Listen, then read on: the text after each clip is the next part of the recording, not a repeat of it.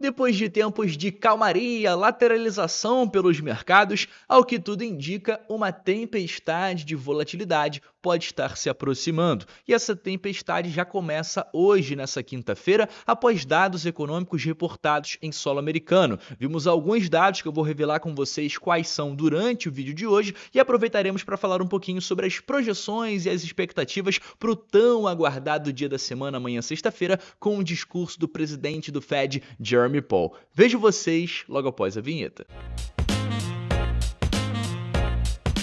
Agora sim, família, sejam todos muito bem-vindos a mais um episódio da Liga Cripto. Se você é novo por aqui e ainda não me conhece, muito prazer, o meu nome é Bruno. Eu inicio com vocês direto ao que interessa, como de costume aqui no canal, pelo cenário macro. A gente vai falar um pouquinho sobre esses dados econômicos reportados na manhã de hoje, dados relacionados ao mercado de trabalho, ao mercado imobiliário, como também os termômetros da economia, os famosos PMIs, já que a gente vai chegando no final do mês, os PMIs preliminares começam a ser reportados. A começar primeiro pelo mercado de trabalho, vimos pedidos iniciais por seguro-desemprego e pedidos contínuos por seguro-desemprego. Pedidos iniciais veio bem de encontro com as projeções em 232 mil, mas foi identificado como um dado negativo porque veio acima da semana passada, ou seja, mostrou pra gente de que uma semana para outra teve um aumento no número de pedidos de auxílio-desemprego, o que mostra que mais pessoas estão ficando desempregadas. Já pedidos contínuos por seguro-desemprego ficou também acima da semana passada,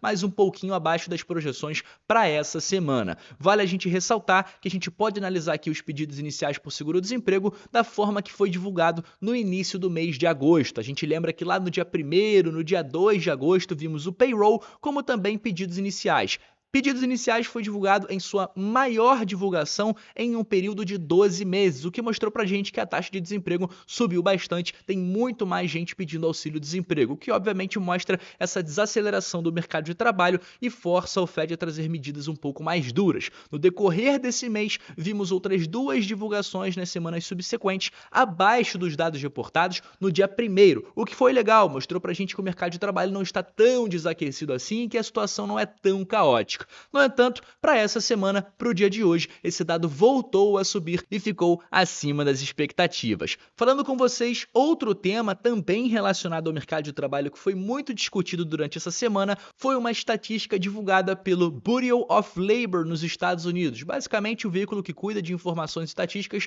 sobre o mercado de trabalho. Nessa última quarta-feira, eles trouxeram a informação que os últimos 12 payrolls divulgados entre o período de abril de 2023 e março de 2024 tiveram uma revisão muito aquém do esperado. A gente até postou essa informação dentro do Twitter da Liga e inclusive se você ainda não nos segue, siga lá,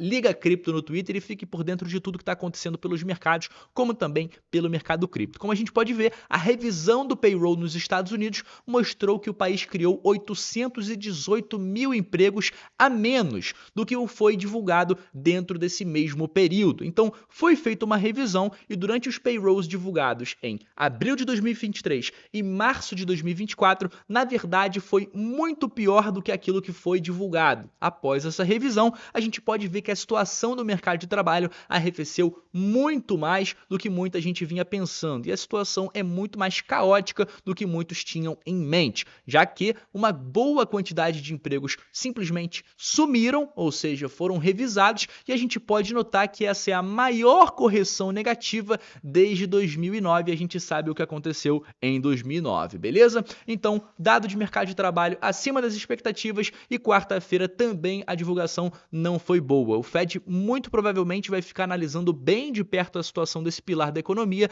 dada a circunstância que no início do mês de setembro veremos novamente a divulgação do payroll e esse sim deve ser determinante para a gente saber se teremos 0,25 ou meio ponto percentual de corte à taxa básica de juros norte-americana. Ainda falando sobre os demais dados econômicos do dia de hoje, os PMIs, os termômetros da economia, com exclusão do PMI industrial, Todos os demais vieram acima das expectativas, o que mostra expectativas positivas a esses setores da economia, o que é algo que, de certa forma, mantém ali equilibrado os demais pilares, juntamente com o mercado de trabalho. E por último, não menos importante, vendas de casas usadas referente ao mês de julho veio acima das expectativas, como também acima do dado divulgado perante ao mês de junho, o que mostra pra gente que esse setor parece ter aquecido um pouquinho em solo americano. Saindo com vocês agora do calendário, desses dados econômicos divulgados nessa manhã de hoje, entramos agora um pouquinho dentro do principal evento da semana, o Simpósio de Jackson Hole, esse evento que acontece anualmente nesse período do ano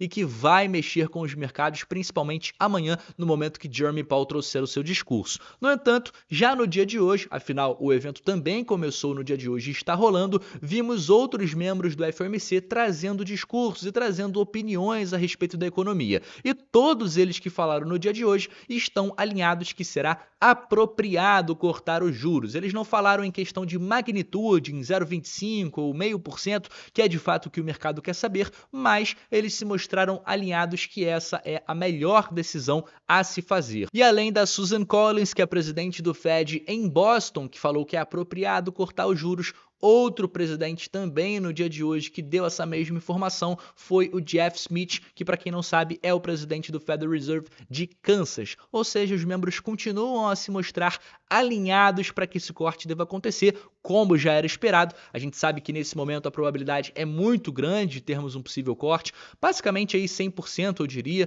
27% para que tenhamos de meio ponto percentual e 73,5% para que tenhamos de 0,25. Como a gente pode notar, a probabilidade é maior para que tenhamos um corte mais comedido e menor para que tenhamos um corte um pouco mais radical. Mas como eu já falei nesse vídeo, o que vai ditar isso aqui é a situação do mercado de trabalho. Apesar dos demais pilares da economia se mostrarem ok, se o mercado de trabalho mostrar uma intensa desaceleração, assim como mostrou no início desse mês de agosto, é bem provável que a gente sim veja um possível meio ponto percentual pintando aí nesse próximo mês de setembro. Bom, falando sobre amanhã e o tão aguardado discurso do Jeremy Powell, como a gente sabe, esse evento acontece todos os anos e em todos os anos, quando ele fala, geralmente a gente vê oscilações relevantes pelos mercados. E eu já adianto para vocês, esperem isso, esperem essa tempestade de volatilidade amanhã, porque isso mais uma vez deve acontecer. Eu não vou entrar em mérito aqui com vocês o que aconteceu em 2018, 2019, 2020, em todas as vezes que ele trouxe esse discurso, já que ele traz todos os anos, mas o que eu posso falar para vocês é, historicamente, quando ele tem um discurso um pouco mais dovish, né, um pouco mais tranquilo e relaxado, geralmente isso é mais positivo para o Bitcoin. E quando ele traz um discurso um pouco mais hawkish, um pouco mais duro, geralmente isso soa de forma negativa para o Bitcoin, como também para demais mercados de risco. Então vamos acompanhar como será o seu discurso de amanhã, se ele dará a pinta que teremos um possível corte de meio ponto, se ele dará uma pinta que teremos mais alinhados para o 0,25, vai ser bem interessante a gente acompanhar o que ele tem para dizer e, claro, qual que é a real situação do mercado de trabalho na opinião do presidente do Fed. Bom, chegando agora no momento do vídeo onde eu vou reforçar por mais uma vez que o Bitcoin é o rei do mercado e por isso eu, e não só eu, muitos outros seguem acumulando esse ativo, a gente pode ver a curva de preço da SP500 em comparação com o Bitcoin. A gente pode notar que a SP500, mesmo atingindo máximas históricas e renovando suas altas dia após dia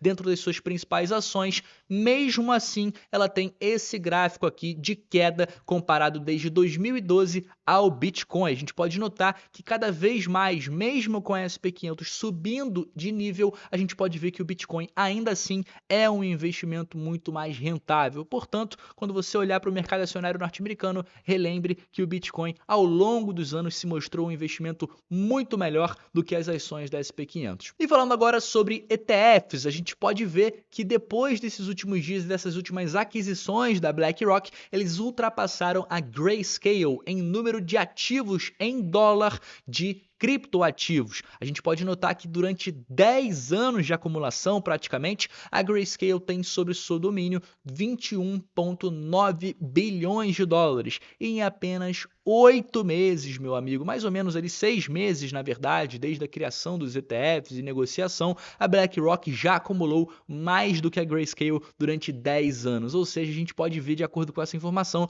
o poder de investimento da BlackRock e o que deve continuar acontecendo com o mercado cripto no decorrer dos próximos meses e dos próximos anos. Afinal, esses são só os primeiros 6 meses de um dos grandes investindo dentro desse mercado. Por fim, não menos importante, como já era de se esperar, ontem, por mais uma vez, vimos inflows dentro dos mercados de Bitcoin, ou seja, os grandes ETFs, por mais uma vez, viram dinheiro entrando para dentro. A gente, por mais uma vez, não viu outflows e, por mais uma vez, vimos a BlackRock adicionando, dessa vez, uma quantia bem baixa de 8 milhões de dólares ao seu patrimônio. Então, por aqui, a gente consegue ver que, por mais que o mercado esteja em um sinal de incerteza, existem alguns temores de possível desaceleração demais da economia, de que de fato esse pouso suave não vai acontecer, que o pouso vai ser um pouco mais atrapalhado, ainda assim a gente continua a ver os grandes investidores institucionais acumulando o principal criptoativo do mercado, e eu recomendo, é claro, sem trazer conselho financeiro, que você faça o mesmo. Eu fico por aqui, agradeço a você que ficou comigo até o final e te encontro numa próxima.